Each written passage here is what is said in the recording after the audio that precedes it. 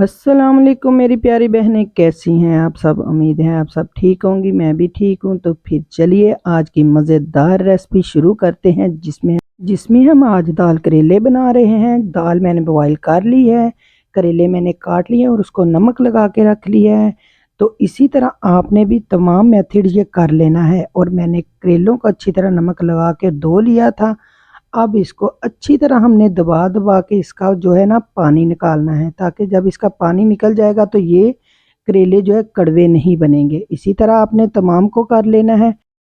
अब किसी कढ़ाई में तेल डालें या घी डालें, आप जो भी आपकी मर्ज़ी है उसको डाल के अच्छी तरह आपने इसको गरम कर लें, ताकि ये गरम हो जाएगा तो हमने करेले इसमें फ्राई करने हैं।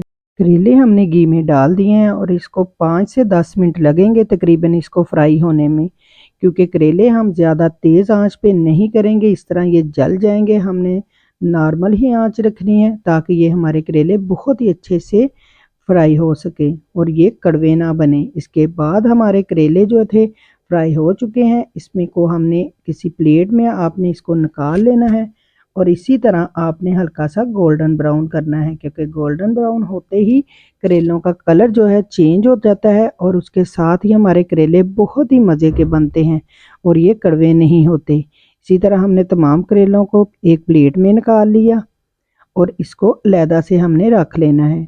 और इसी कढ़ाई में जो तेल बचता है या घी बचता है उसी के अंदर हमने प्याज डाल देने हैं। प्याज हमने तकरीबन हाफ केजी के करीब हमने जो है ना काट लिए थे। आप इससे कम भी कर सकते हैं, ज़्यादा भी कर सकते हैं। और इसके अंदर हमने 2 चम्मच अदरक लहसुन का पेस्ट डाल दिया है साथ ही, क्योंकि हमने इनको ज़्यादा गोल्डन नहीं करना, ब्राउन नहीं करना, हमने लाइट ही रखना है।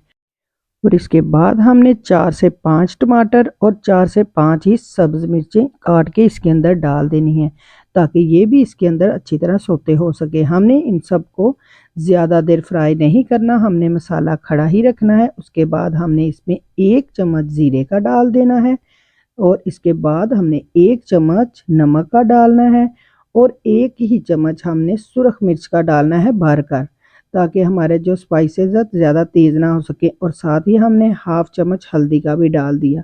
बस यही स्पाइसेस जाएंगे। इसके अलावा अगर आपकी मर्ज़ी है आप मज़ीद इसको तेज़ भी कर सकती हैं, लेकिन नमक आपने कम ही रखना है, क्योंकि करेलों को हमने नमक लगाया था, इसलिए आपने नमक इसमें ज़्यादा नहीं डालना, आपने हाफ चम्मच ही डालना है।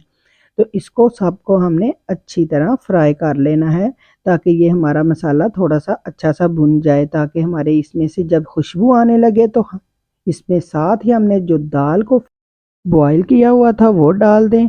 और साथ ही इसको अच्छी तरह हमने इसके साथ इसके अंदर चम्मच चलाना है, ताकि ये हमारी जो है ना दाल इसके अंदर मसाले में मिक्स हो सके।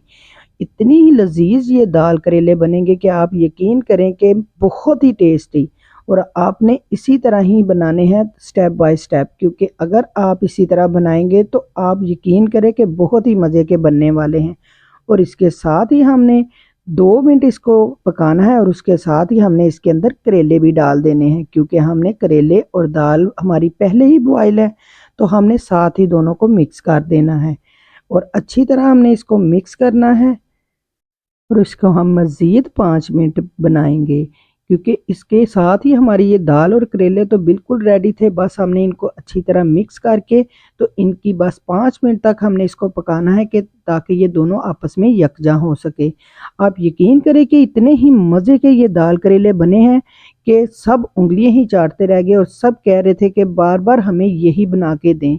तो नेक्स्ट टाइम आप देखेंगे कि हमने मज़ीद इसमें कुछ और नहीं डाला, हमने सिर्फ एक नींबू जो बड़े वाला उसको काट के हमने उसका रस निकाल लिया था, हमने वो डाला है, ताकि इसमें मज़ीद हम खट्टा ला सकें और बहुत ही और मज़ीद स्पाइसी हो सके। तो इसके अंदर हमने हाफ चम्मच गरम मसाले का डाल दिया है और ऊपर से हमने धनिया ढेर सारा डाल दिया है।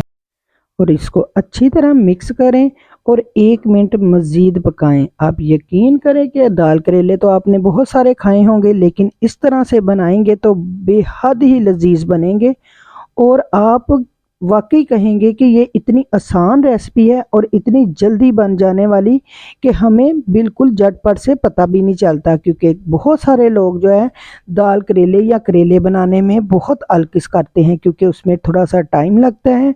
लेकिन इसमें तो हमारा ज़रा भी टाइम नहीं लगा। मुझे उम्मीद है कि आपको मेरी ये रेसिपी अच्छी लगी होगी। अच्छी लगी है तो प्लीज़ मेरे चैनल को लाइक करें, सब्सक्राइब करें और आगे दोस्तों को शेयर करें। इसके साथ ही फिर मिलेंगे। अल्लाह हाफिज़।